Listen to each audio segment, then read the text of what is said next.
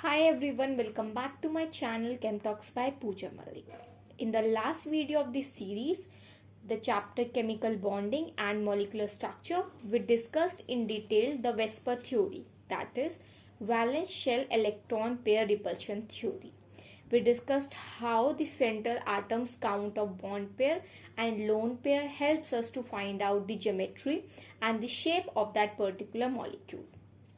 Now in today's video lecture we are going to start the next theory, that is valence bond theory. We'll discuss this theory in detail in this particular video.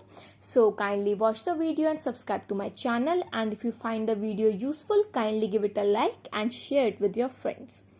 Now let's start. So the basic difference between VSEPR theory and valence bond theory was that valence bond theory is based on the quantum theory, whereas in the VSEPR theory there was no involvement of the quantum theory in its basics. Okay, so that means valence bond theory, which is based on quantum theory, also considers the electron's dual nature, that is its wave nature and the particle nature. Here we will consider about the overlapping, how atomic orbitals overlap, how hybridization can take place, and what are the factors considered by the valence bond theory.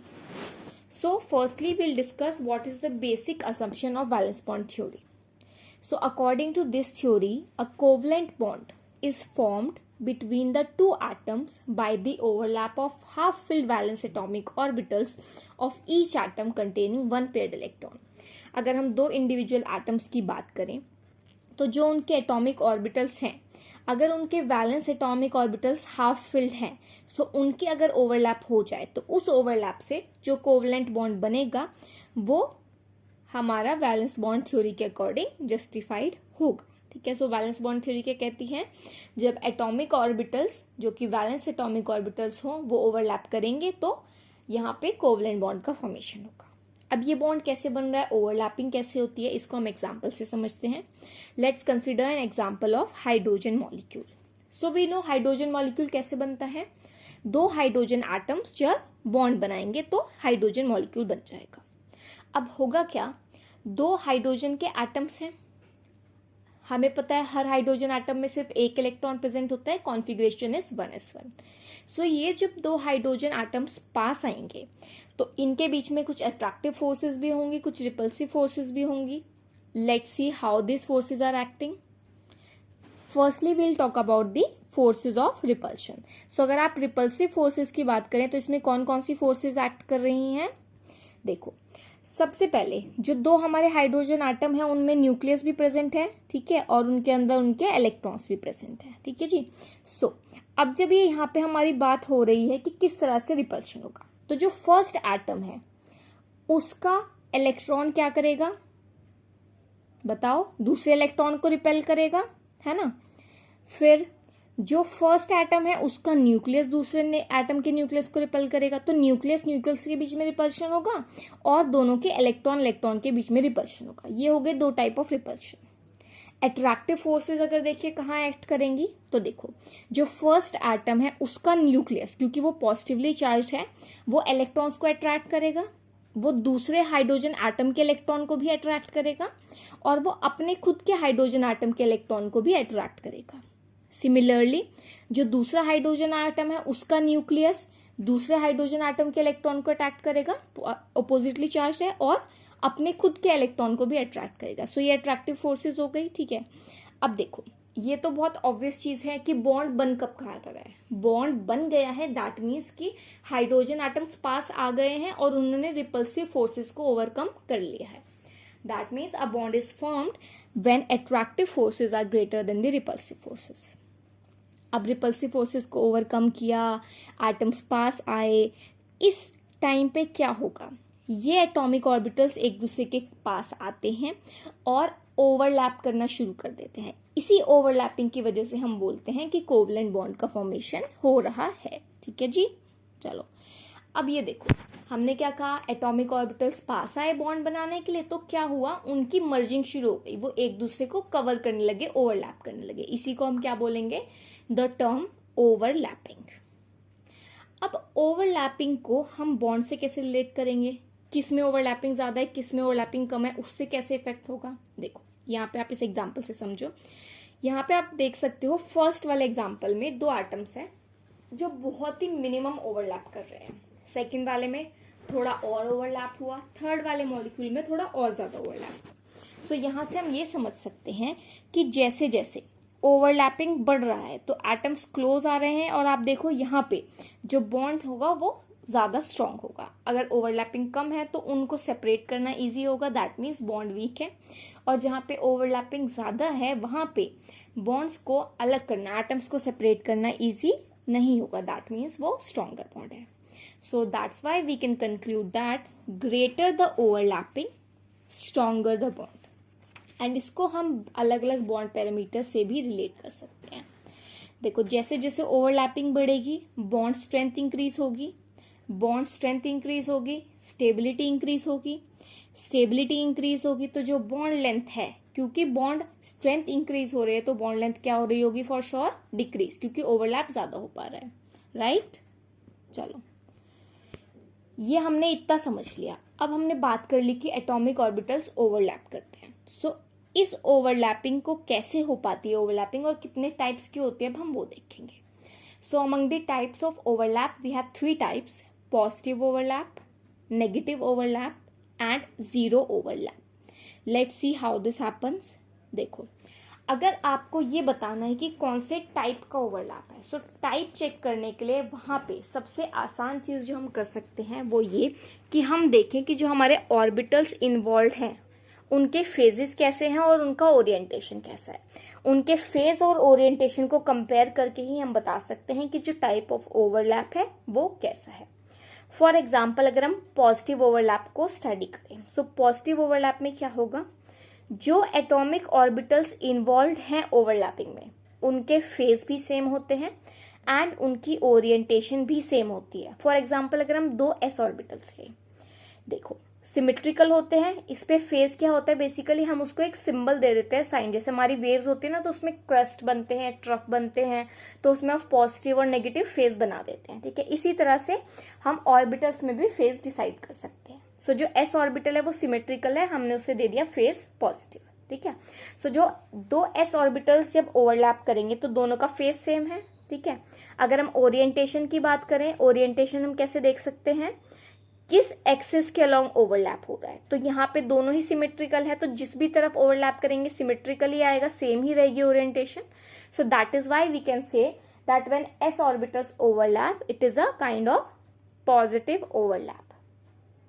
Now if we consider example of another p orbital, so यहाँ पे देखो इसमें आपको 2 p orbitals हमने लिए, इनके lobes देखो जो फेजेस रिप्रेजेंट कर रहे हैं प्लस माइनस माइनस प्लस। सो आप देखो इनका फेज, यहाँ पे जो सेंटर में ओवरलैप कौन से करेंगे, जो बीच में है, तो दोनों का फेज माइनस माइनस है तो फेज सेम है। ओरिएंटेशन की बात करें, सेम एक्सिस के अलोंग दिखा रखा है तो ओवरलैप भी सेम एक्सिस के अलोंग होगा, यानी कि ओरिएंटेशन भी सेम है। सो इस केस में भी फेज भी सेम है, ओरिएंटेशन भी सेम है। सो this is also an example of positive overlap. Now let's see the another example, second type of negative overlap. Negative overlap में क्या होता है बच्चों, इसमें ओरिएंटेशन तो यहाँ पर भी सेम ही रहता है बट जो फेजेस हैं वो अपोजिट होते हैं। जैसे कि आप एग्जांपल देख सकते हो, यहाँ पे जो ओवरलैप करने वाले फेजेस हैं उनमें जो लेफ्ट वाला है उसमें नेगेटिव फेज है और जो राइट वाला है उसमें पॉजिटिव फेज है, ठीक है जी। सो यहाँ पे जो फेजेस हैं वो अपोजिट है, ओरिएंटेशन इसमें भी दोनों अलोंग दी इंटरन्यूक्लियर एक्सिस है, सेम डायरेक्शन में है, सो ओरिएंटेशन सेम है। सो इस तरह की ओवरलैप को हम कहते हैं negative overlap. Now third type of overlap आप देखो, जीरो ओवरलैप। इसमें क्या होता है बच्चों, जो फेज होते हैं वो भी अपोजिट होते हैं इन्वॉल्व एटॉमिक ऑर्बिटल्स के, और ओरिएंटेशन भी सेम नहीं होती। तो जब ओरिएंटेशन भी सेम नहीं है, फेज भी अपोजिट है, तो ओवरलैप कैसे हो पाएगा, ओवरलैप की जो कंडीशन है वो तो फॉलो हो ही नहीं पा रही है। सो इसीलिए यहाँ पे कोई ओवरलैप नहीं हो पाता एंड इसको हम जीरो ओवरलैप बोलते हैं। जैसे कि आप देख भी सकते हो, अगर ये 2 पर्टिकुलर हम ऑर्बिटल्स लें तो इनका ओवरलैप नहीं हो पाएगा, ठीक है। चलो सो हमने अभी तक क्या समझ लिया कि वैलेंस बॉन्ड थ्योरी के बेसिक असम्पशन क्या है, कैसे अट्रैक्टिव फोर्स जब ज्यादा होती है as compare to repulsive force bond का फॉर्मेशन होता है, इसी को हम ओवरलैपिंग बोलते हैं। And then we have also discussed the types of overlapping, that is positive overlap, negative overlap and zero overlap. Now let's move on to the next part. ठीक है, अब यहाँ पर वैलेंस बॉन्ड थ्योरी ने क्या किया, जो बॉन्ड्स होते हैं उसको दो तरह से क्लासिफाई किया है कि भाई जो हमारे बॉन्ड्स बनेंगे उसको हम दो तरह से क्लासिफाई कर सकते हैं, किस तरह की ओवरलैपिंग हो रही है उसके बेसिस पे. So the bond could be a sigma bond और अ पाई बॉन्ड. ठीक है, अब ये सिग्मा बॉन्ड और पाई बॉन्ड में क्या फर्क है, इसको समझना बहुत जरूरी है. देखते हैं. Firstly we'll see the sigma bond. So बच्चों, सिग्मा बॉन्ड क्या होता है, ये वो बॉन्ड होता है जिसमें जब एटॉमिक ऑर्बिटल्स ओवरलैप करे तो वो एंड टू एंड ओवरलैप करे, मतलब एक का एंड दूसरे के एंड से ओवरलैप करे, एक का हेड दूसरे के हेड से ओवरलैप करो, और ये overlap along the internuclear axis ही होना चाहिए. तो जो बॉन्ड बनेगा उसको हम बोलेंगे सिग्मा बॉन्ड. इसी को हम हेड ऑन ओवरलैप भी बोलते हैं. एग्जाम्पल देखते हैं सिग्मा बॉन्ड का. इसमें आप देखो एस एस ओवरलैपिंग का एग्जाम्पल दिया हुआ है. जब एक एस ऑर्बिटल दूसरे एस ऑर्बिटल के साथ ओवरलैप करता है तो इस तरह के ओवरलैप में भी क्या हो रहा है, दोनों का एक एस ऑर्बिटल का एंड दूसरे एस ऑर्बिटल के एंड से ओवरलैप कर रहा है. इस ओवरलैप को हम बोलते हैं सिग्मा बॉन्ड फॉर्मेशन करा रहा है. सेकेंड एग्जाम्पल देखो इसी में एसपी ओवरलैपिंग. एसपी ओवरलैपिंग में भी आप देखो जब एक एस ऑर्बिटल एक पी ऑर्बिटल के साथ ओवरलैप कर रहा है, एंड ये वाला पी कौन सा होगा, ये पी जेड ही होगा. ठीक है, क्योंकि तभी वो same along the internuclear axis है. पी एक्स या पी वाई के साथ ये एस नहीं करेगा ओवरलैप. सो यहाँ पे जब एस पी जेड के साथ ओवरलैप कर रहा है तो यहाँ पे भी एक का एंड दूसरे के एंड से ओवरलैप कर रहा है. सो ये भी क्या है, एंड टू एंड ओवरलैप, या फिर इसको बोल सकते हैं सिग्मा बॉन्डिंग. नेक्स्ट एग्जाम्पल देखो पीपी ओवरलैपिंग का. यहाँ पर भी क्या हो रहा है, एक पी ऑर्बिटल दूसरे पी ऑर्बिटल के साथ ओवरलैप कर रहा है. तो जो पी ऑर्बिटल सेम डायरेक्शन में होगा अलोंग द इंटरन्यूक्लियर एक्सिस, यानी कि सिर्फ पीजेड ऑर्बिटल. सो जब एक पीजेड ऑर्बिटल दूसरे पीजेड ऑर्बिटल के साथ ओवरलैप करता है end to end, head to head along the internucleus that is Z axis, so उस टाइम पे जो ओवरलैप होता है पीपी ओवरलैप, उसको भी हम सिग्मा बॉन्ड बोल सकते हैं. सो अगर आप किसी भी मॉलिक्यूल में देख रहे हो कि यह सिग्मा बॉन्ड है या पाई बॉन्ड है तो आपको एस एस ओवरलैप क्या होगा, सिग्मा बॉन्ड. जो एस पीजेड ओवरलैप होगा उससे भी सिग्मा बॉन्ड बनेगा. जो पीजेड पीजेड ओवरलैप होगा उससे भी सिग्मा बॉन्ड बचेगा. बचे कौन से, पी एक्स ओवरलैप से क्या बनेगा और पी वाई से, वो भी हम देखते हैं सेकेंड टाइप ऑफ बॉन्ड में, that is pi bond. So pi bond में क्या होगा, सिग्मा बॉन्ड में तो हेड टू हेड ओवरलैप हो रहा था, along the internuclear axis overlap हो रहा था. बट अगर कोई ऑर्बिटल ऐसे हो जो इस इंटरन्यूक्लियर एक्सिस के अलोंग लाई ना करे बल्कि इसके परपेंडिकुलर लाई करे, तो उन ऑर्बिटल्स के बीच में जो ओवरलैप होगा वो इंटरन्यूक्लियर एक्सिस के परपेंडिकुलर होगा. इसी तरह के ओवरलैप से जो बॉन्ड बनता है उसको हम पाई बॉन्ड बोलते हैं. ठीक है जी. सो when atomic orbitals overlap in such a way that their axes remain parallel to each other and perpendicular to the internuclear axis, then pi bond is formed. Is it clear?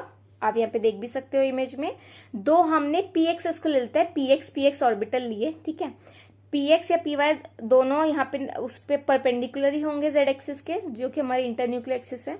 सो ये दो P orbitals हैं. ठीक है, अब जब ये overlap करेंगे तो obviously head to end overlap तो हो ही नहीं पाएगा क्योंकि ये एक डायरेक्शन में नहीं है, ये परपेंडिकुलर डायरेक्शन में है. सो ये जब पास आएंगे तो इनका सिर्फ थोड़ा थोड़ा पोर्शन ओवरलैप हो पाएगा. इसी को हम क्या बोलते हैं, साइडवेज ओवरलैप या फिर पाई ओवरलैप. सो आप जो देख रहे हो यहाँ पे, ये फाइनल ओवरलैप के बाद हमारे बॉन्ड बनेगा.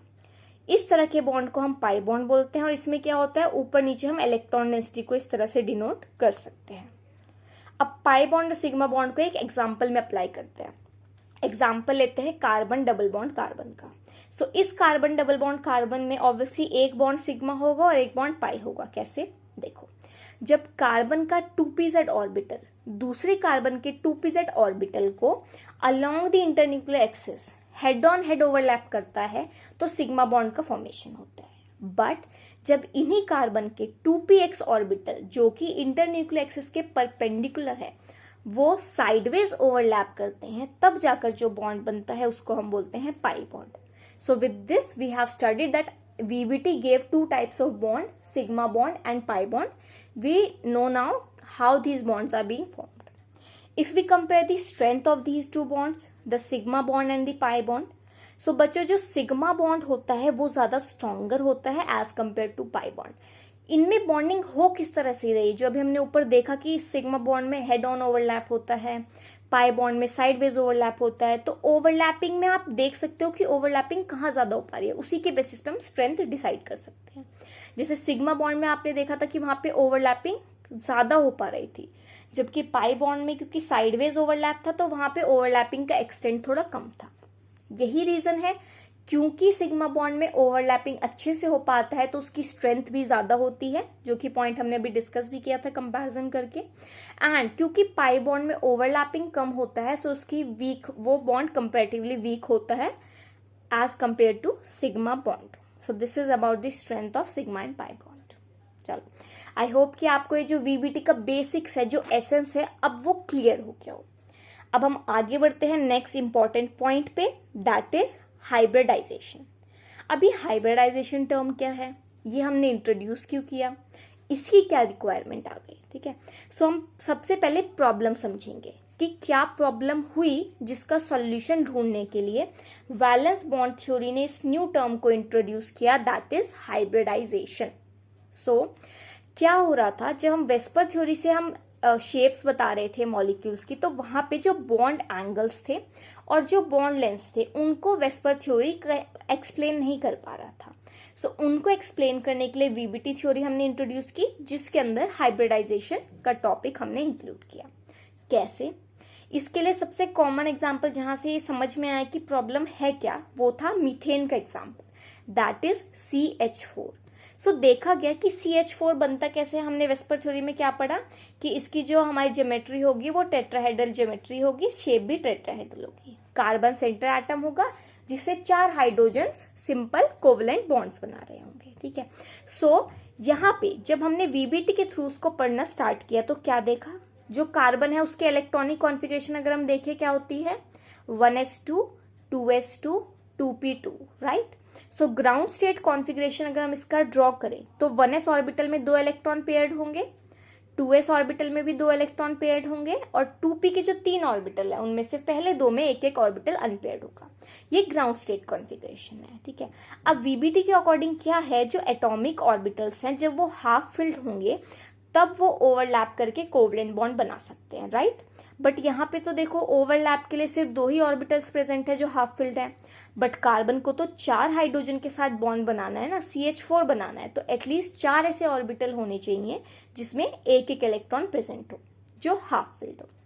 अब वो हमें कैसे मिलेगा, उसके लिए हम एक्साइटेशन करा देते हैं. हम इस कार्बन को थोड़ी सी एनर्जी प्रोवाइड करेंगे, जिससे क्या होगा, जो 2s में पेयर्ड इलेक्ट्रॉन है जो कि उसका वैलेंस शेल है, तो उसका इलेक्ट्रॉन 2s से ट्रांसफर होकर 2p के वेकेंट ऑर्बिटल में चला जाएगा.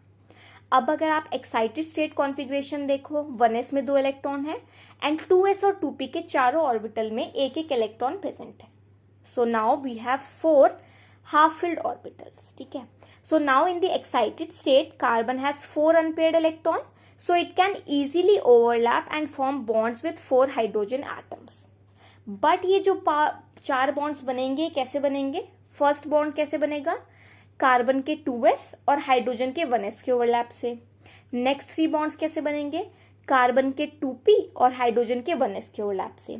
सो इस ओवरलैपिंग के बेसिस पे अगर हम देखें, हमारा मीथेन बन रहा है, CH4 बन रहा है, तो उसमें 3 बॉन्ड्स तो एक तरह के होने चाहिए थे क्योंकि उनका सिमिलर ओवरलैप है, तो उनकी बॉन्ड लेंथ अलग होगी एज कंपेयर टू जो 4th हमारा बॉन्ड है जो 2s और 1s के ओवरलैप से बना है ना.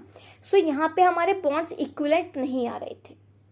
बट जब एक्सपेरिमेंटली देखा गया कि CH4 के जो बॉन्ड लेंथ्स थी, बॉन्ड एंगल्स थे, उनके अकॉर्डिंग जो बॉन्ड्स थे चारों इक्विवेलेंट आ रहे थे. अब ये कैसे हुआ, जो हम वीबीटी के थ्रू ओवरलैप का एक्सप्लेनेशन दे रहे हैं, CH4 के बनने का एक्सप्लेनेशन दे रहे हैं, उसमें तो हमारे बॉन्ड्स इक्विवेलेंट आ ही नहीं रहे. ठीक है, बट एक्सपेरिमेंटली ये सारे बॉन्ड्स इक्विवेलेंट थे. इसी चीज को सॉल्व करने के लिए, यही शो करने के लिए कि ऐसा क्या हुआ कि ये चारों बॉन्ड्स इक्विवेलेंट बन पाए, हाइब्रिडाइजेशन के कॉन्सेप्ट को इंट्रोड्यूस किया गया. सो नेक्स्ट स्लाइड में अब आप देख सकते हो, यहाँ पे इनिशियली जो हमारी एक्साइटेड स्टेट थी उसमें क्या था, एक 2s में इलेक्ट्रॉन था और बाकी 3 2p में इलेक्ट्रॉन थे. तो हाइब्रिडाइजेशन का कॉन्सेप्ट ये कहता है कि जो हमारे इंडिविजुअल एटॉमिक ऑर्बिटल्स होते हैं वो आपस में मिक्सिंग करते हैं और इस मिक्सिंग के बाद नए ऑर्बिटल्स बनाते हैं जो इक्वल होते हैं एनर्जी में और जो इनकी शेप भी सिमिलर होती है। यही ऑर्बिटल्स, जो नए ऑर्बिटल्स मिक्सिंग के बाद बनते हैं, इनको हम कहते हैं हाइब्रिड ऑर्बिटल्स। ठीक है जी।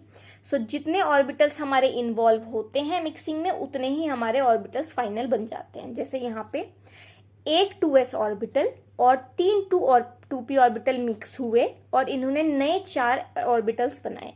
ये 4 हाइब्रिड ऑर्बिटल्स जो बने ये कौन से थे? एक s और 3 p के मिक्सचर से बने हुए, that means sp3 hybrid orbitals. क्योंकि 4 एटॉमिक ऑर्बिटल्स मिक्स हुए तो 4 ही हाइब्रिड ऑर्बिटल्स का फॉर्मेशन हुआ। अब ये 4 हाइब्रिड ऑर्बिटल्स सेम एनर्जी के हैं, सेम शेप के हैं, तो अब जब 4 हाइड्रोजन के 1s ऑर्बिटल आके इनसे ओवरलैप करेंगे तो इक्विवेलेंट बॉन्ड्स का फॉर्मेशन होगा। तो यही वो कॉन्सेप्ट था जो ये एक्सप्लेन कर पाया कि किस तरह से CH4 का मॉलिक्यूल एक्चुअली में बनता है। ठीक है जी। स्टेटमेंट देख लेते हैं इसके एक बार। So according to this concept the orbitals of carbon having unpaired electrons, that is 1 2s orbital and 3 2p orbitals overlap to form 4 sp3 hybrid orbitals. These hybrid orbitals have equal energy. This explains the formation of 4 equivalent bonds in methane. Clear? चलो अब इसकी definition देख लेते हैं। Atomic orbitals combine to form new set of equivalent orbitals known as hybrid orbitals, and these hybrid orbitals we know are used in the formation of bonds, जो कि हम देख भी रहे थे अभी मीथेन के एग्जाम्पल में। अब अगर आपको थ्योरेटिकली हाइब्रिडाइजेशन को डिफाइन करना हो तो आप उसको कैसे डिफाइन करेंगे? It is defined as the process of intermixing of the orbitals of slightly different energies resulting in the formation of new set of orbitals of equivalent energies and shape, जो कि हमने भी किया भी कि जो 2s और 2p ऑर्बिटल्स थे जो कि स्लाइटली डिफरेंट थे एनर्जीज में, वो इंटरमिक्स हुए और मिक्स होने के बाद उन्होंने 4 sp3 हाइब्रिड ऑर्बिटल्स बनाए जिनके एनर्जी भी इक्विवेलेंट थी और शेप भी क्या थी बच्चों? Equivalent. So this is the hybridisation. I hope कि आपको क्लियर हुआ हो और ये बहुत ही इंटरेस्टिंग टॉपिक है, बहुत ही मजेदार। चलो अब हाइब्रिडाइजेशन के आप फीचर्स देखो, क्या क्या फीचर्स होते हैं। First, the number of hybrid orbitals is equal to the number of atomic orbitals that get hybridized. बिल्कुल सिंपल कॉन्सेप्ट है। जितने एटॉमिक ऑर्बिटल्स इन्वॉल्व होंगे हाइब्रिडाइजेशन में उतने ही हाइब्रिड ऑर्बिटल्स का फॉर्मेशन होगा। 2 इन्वॉल्व होंगे तो 2 हाइब्रिड ऑर्बिटल बनेंगे, 3 इन्वॉल्व होंगे तो 3 हाइब्रिड ऑर्बिटल बनेंगे, 4 इन्वॉल्व होंगे तो 4 हाइब्रिड ऑर्बिटल बनेंगे एंड सो ऑन।